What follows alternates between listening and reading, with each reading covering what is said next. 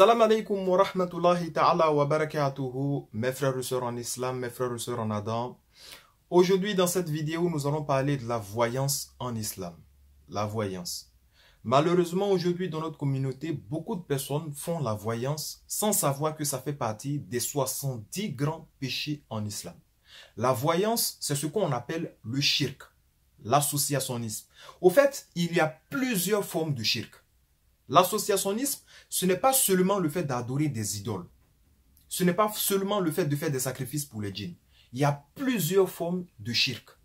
Et la voyance en fait partie. Allah Ta'ala nous dit concernant le shirk, l'associationnisme, « Inna alladhina kafaru min ahlil kitabi wal mushrikin fin nari jahannama khalidina fiha ulaika hum sharrul bariyya » Ça veut dire les associateurs, ceux qui commettent du shirk, s'ils meurent, en l'occurrence, dans cela, ils iront tout droit en enfer pour l'éternité.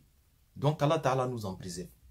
Selon l'imam Ahmad, radiyallahu anhu, le prophète Muhammad, alayhi salatu wassalam, nous dit, concernant la voyance, celui qui se rend chez un voyant ou un révélateur de l'avenir et croit en ses dits, a certes mécru à ce qui a été révélé au prophète Muhammad, alayhi salatu wassalam. Ce hadith a été authentifié par Cheikh Al-Albani, rahimahullah.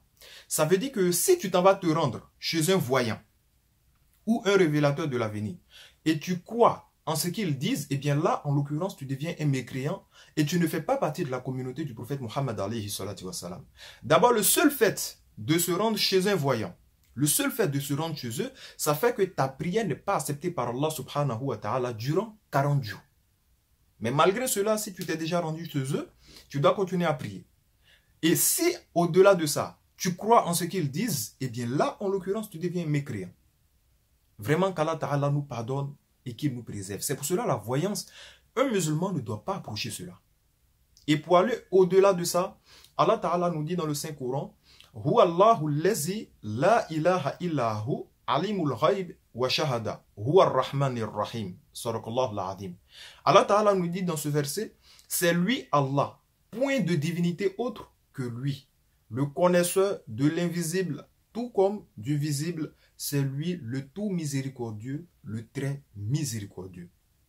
Donc, dans ce verset, Allah Ta'ala s'autoproclame Alimul Ghaib, le connaisseur de l'invisible. Le connaisseur de l'invisible, Alimul Ghaib, c'est un attribut d'Allah subhanahu wa ta'ala. Donc, donner cet attribut-là à une autre créature, c'est ce qu'on appelle aussi le shirk, l'associationnisme. Et il y a trois types d'al-ghaib. Il y a le ghaib du passé, le ghaib du présent et le ghaib du futur. L'invisible du passé, l'invisible du présent et l'invisible du futur. Mais quand on parle d'alimul ghaib, c'est essentiellement ce qui doit arriver, donc le futur. Et le futur, Allah Ta'ala dit, lui seul connaît le futur. Ça veut dire, si tu t'en vas consulter chez un voyant ou un révélateur de l'avenir, il te prédit l'avenir, etc. Et tu crois en ce qu'il dit, c'est comme si tu es en train de dire, il y a d'autres connaisseurs qu'Allah subhanahu wa ta'ala, et c'est ce voyant-là qui connaît plus qu'Allah. Est-ce qu'on se rend compte à quel point c'est un grand péché d'accorder un attribut d'Allah subhanahu wa ta'ala à une créature? Donc Allah ta'ala nous en préserve. Les voyants, la voyance, de façon générale, nous devons nous éloigner de cela. Nous ne devons pas approcher cela. Pour la simple et bonne raison que celui qui s'en va consulter un voyant et croire en ses dits n'est pas musulman. C'est aussi simple que ça.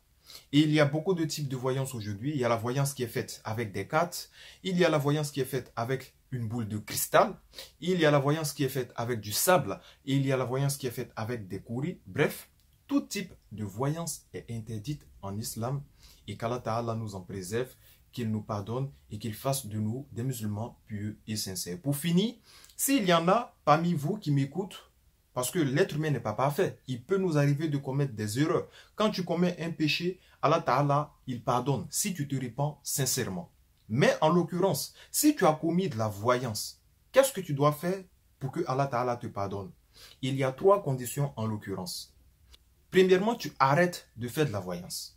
Deuxièmement, tu regrettes sincèrement de l'avoir commis.